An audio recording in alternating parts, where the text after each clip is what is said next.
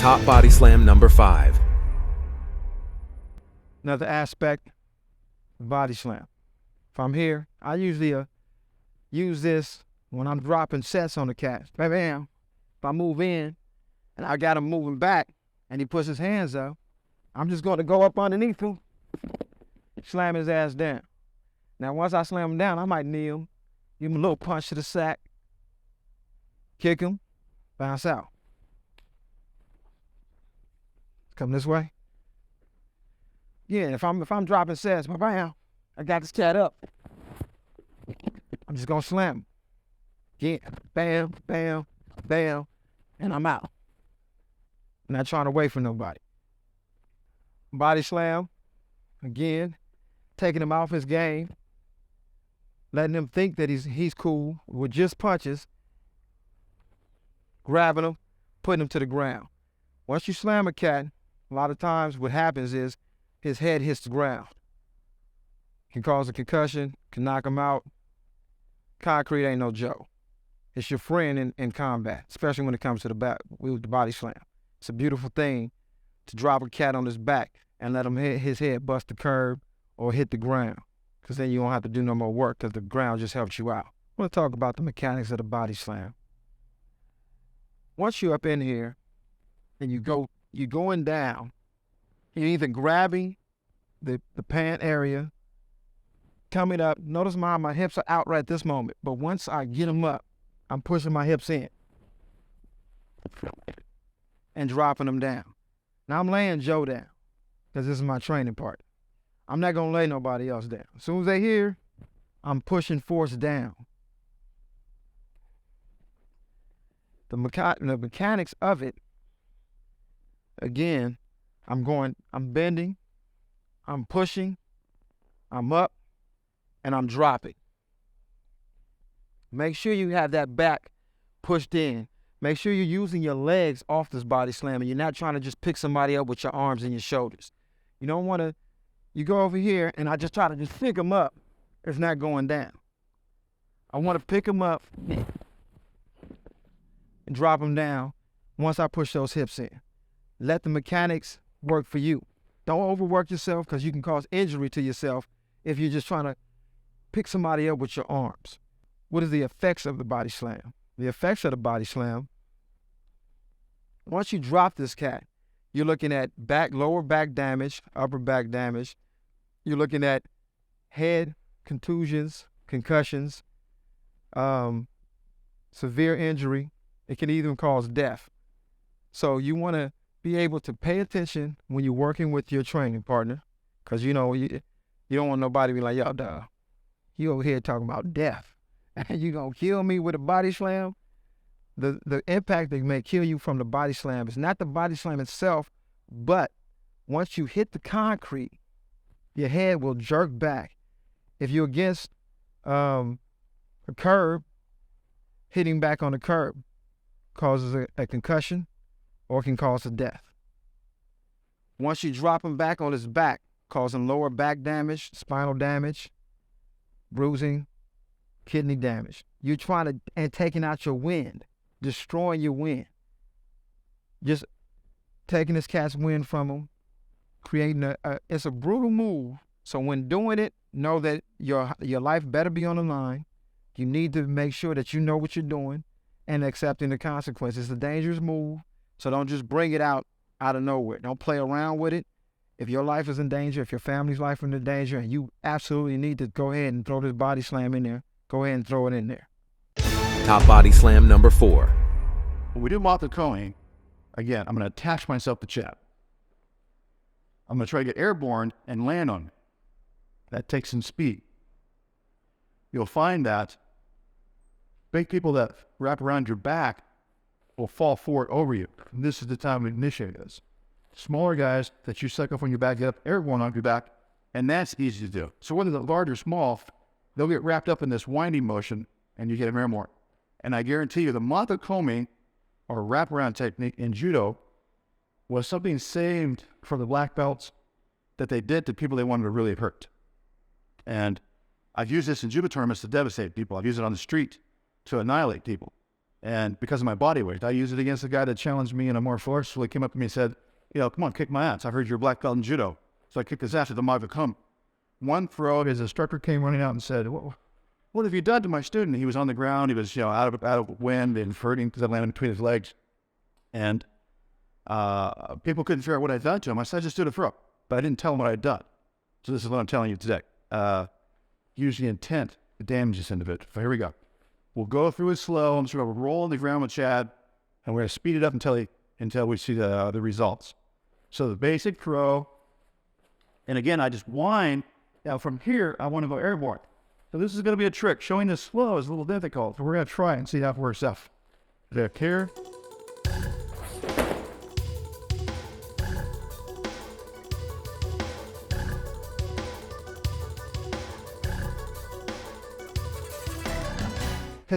Harder than that? Sure. So I may not be able to do it harder than Chad, because here's the problem.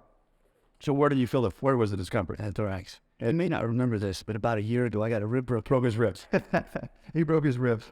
So we're gonna have to be careful with Chad. He reminded me he has broken ribs, or had broken ribs a year ago. But as you see, I came down, and it expels all the air. It breaks the ribs, and the impact usually is unbearable. And we just barely got into that. All I did was roll around with him, and as we get to that past the apex of the turn, I'm gonna let myself go up in the air and land on. So what I'm gonna do for Chad is I'm gonna bridge myself a little bit when we come down, so I don't kill him right now, because he has broken ribs. So, but you can feel it, can't you? You hear the air being expelled or pushed out of his lungs. Again, if it doesn't just knock the air out of a person, when they slap the ground, their head whips the ground, that'll take them out. The breaking of the ribs is a major part of this, okay? So again, basic hip throw with fat intent. Around, hips in, we're gonna throw around, and I'm gonna land here, brace myself so we don't kill Chad right now.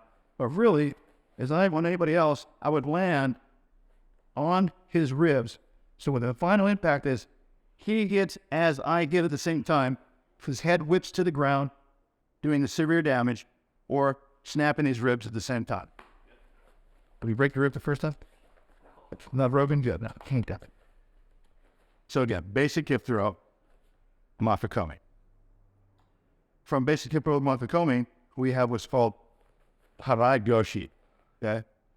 It's the same throw, except he's a big man that bases out. Again, slight variable if you can throw it into your module plan. Again, I want you to work on about 2 of these throws, but I'm going to give you some choices and throw in. Same throw. I turn into him, rack around, but I'm just going to slice my leg back. I turn into my man here. Now this right leg, he's a big guy, he won't go over. I'm just going to cut this leg back, and down it goes. We'll do it again, speeds it up a little bit. But then he goes flat on his back. So, with some bad intent, I follow Chad down with that wraparound. And I just slice, go airborne, and what do? Try to come down on it. Ready to try it? That's it. Review. And then I would come down, crush on his ribs, and land it. The freshman. Okay. Quick announcement, I've got some brutal fight-ending moves. They're pretty ugly, but you're going to want to know these. It's yours for free from the link in the description below. Okay, back to our video. Top Body Slam number 3. And now what we want to do is to put in takedowns with a little bit of ground and pound, pain jiu-jitsu style. Now, one thing we want to think of is when he's on the ground, we don't want to just sit there and punch ourselves out so we're so tired that the guy gets a move on us, especially if we're in his guard. But in the match, in the ring, if you're in somebody's guard, even if you're punching them, you're making points. Now what we're going to do is to put in takedowns with a little bit of ground and pound, pain jiu-jitsu style. I'm going to also demonstrate when we're on the ground how I'm only going to punch a couple times to make sure he can't roll out of all the work I put him on his back. I don't want him getting away from it, so I'm going to do just a couple punches and drop down and maybe drop into a move. So, this bridge, you need the gap. This is going to be straight boxing, left hook, left cross, and right here it set me up to come in and take a shot on that side. Hands.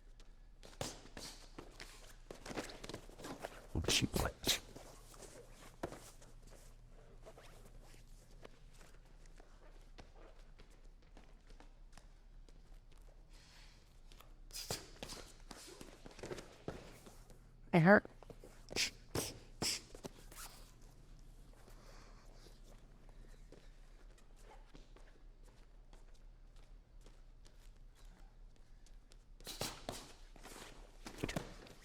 You got it. Now he's got me in his guard, and I'm just going to rack up some points but not get too tired.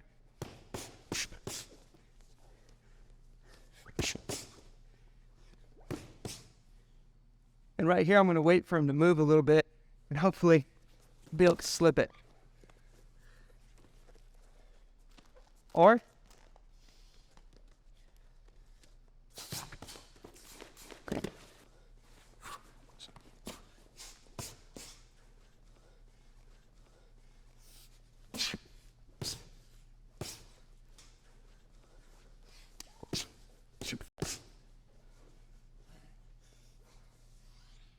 okay. As you can see, I wasn't sitting there just trying to pound the hell out of him, and I'm going to punch myself out and get tired. What we're going to do here is Vic is going to do the double leg takedown, showing how he's going to bridge the gap by punching in first, doing the takedown, and then he's going to get caught in the guard, and he's going to punch about 4 times, and then rest. Go ahead. Okay.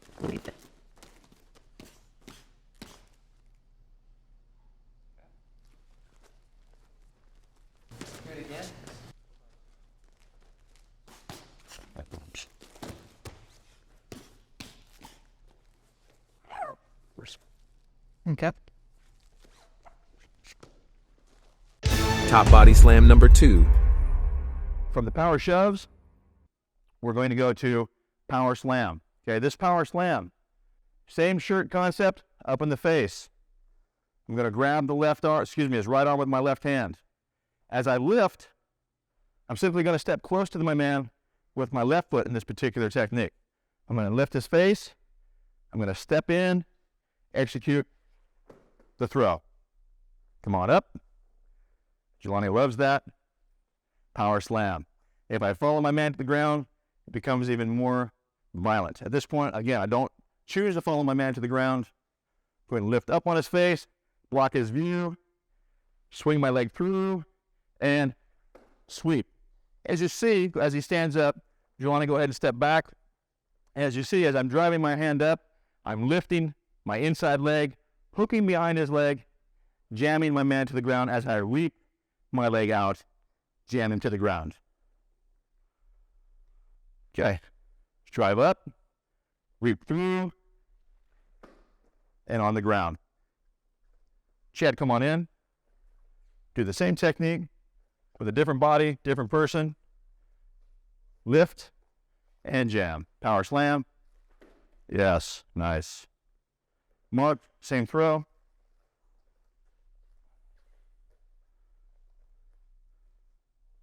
Execute. Good. Smaller man still able to dump a larger map. Top body slam number 1. If you're at medium range, you can apply a takedown. All right?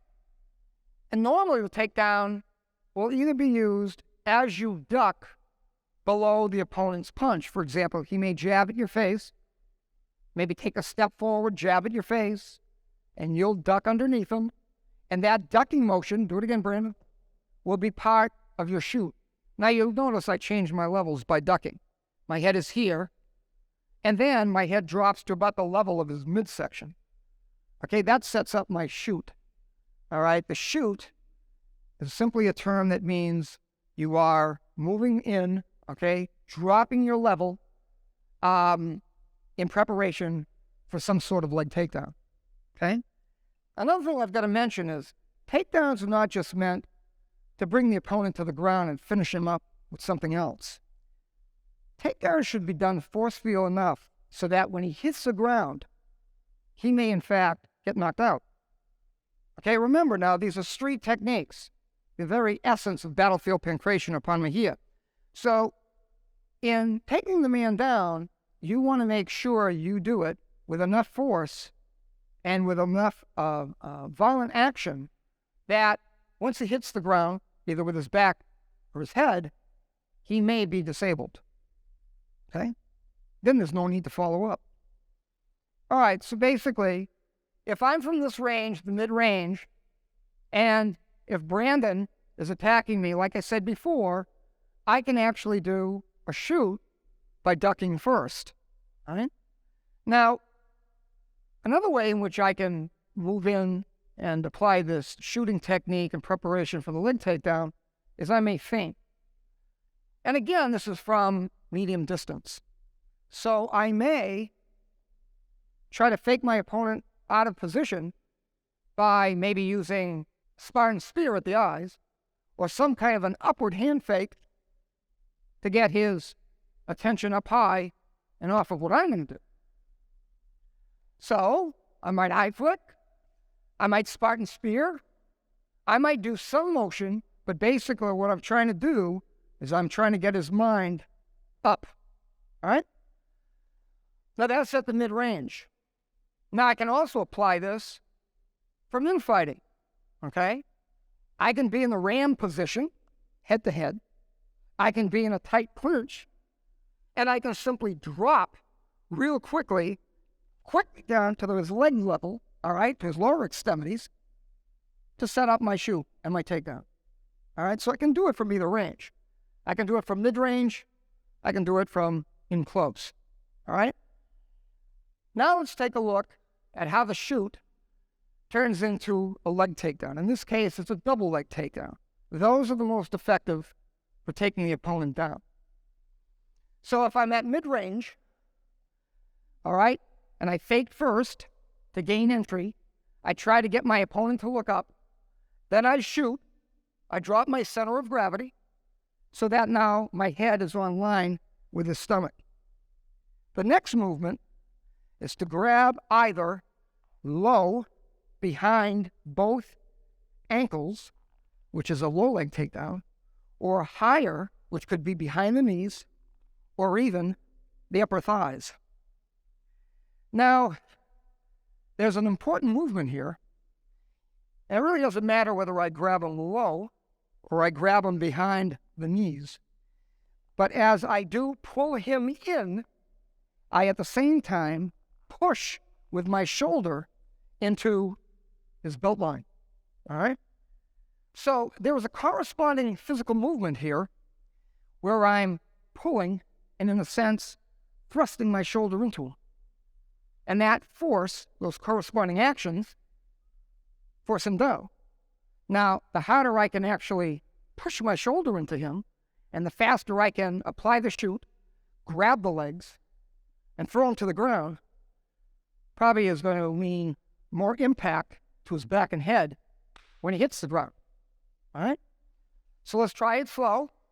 I'm here, feint, move in, grab low, push my shoulder in, and then take it down. Now you'll notice Brandon break falls with his arms, all right, to protect himself.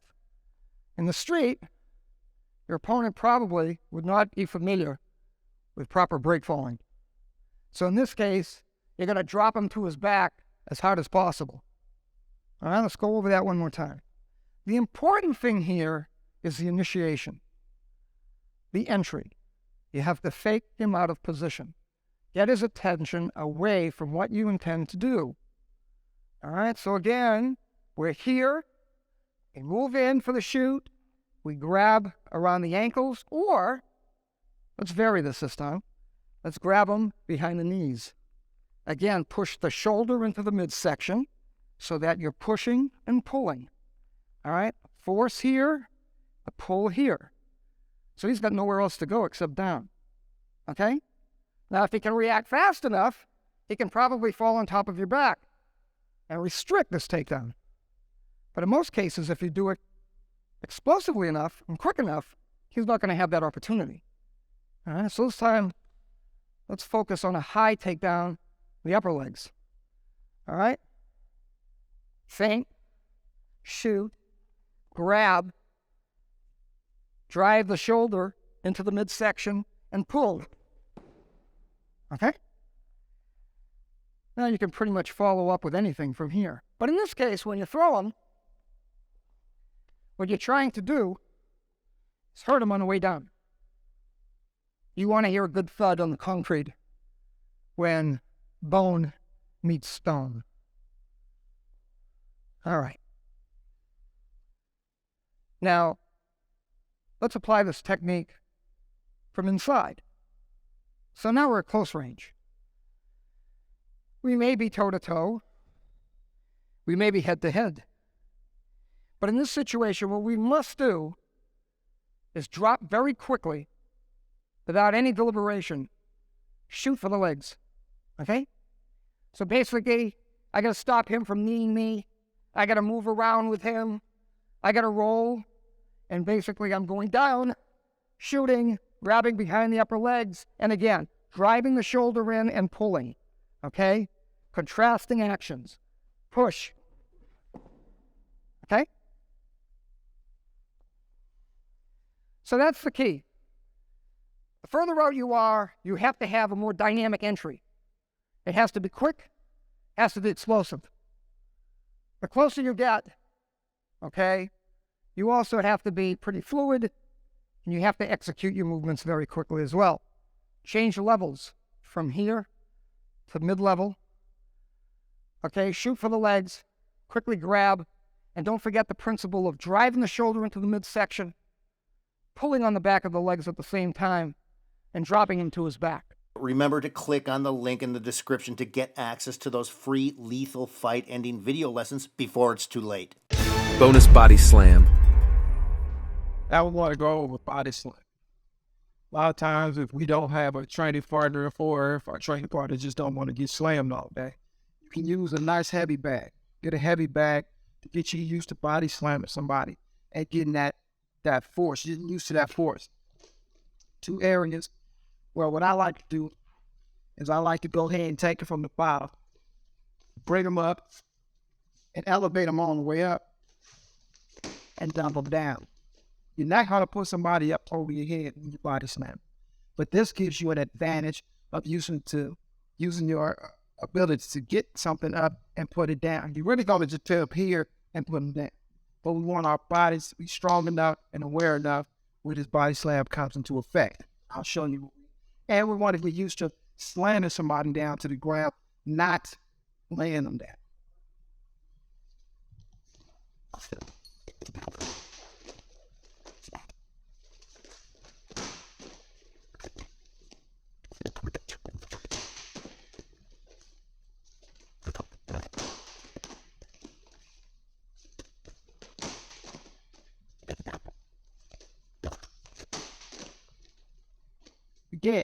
Getting used to body slamming and just letting them pat. Now,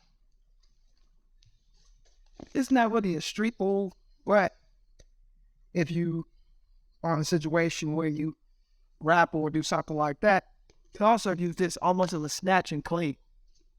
With this, somebody had you on a triangle shoulder side that has you in this position, you get used to snatch, clean, and slap. So from here, burn them out, you let them pat. Here, you can use the slam. Here, you can use the slam. Here, you can use the slam.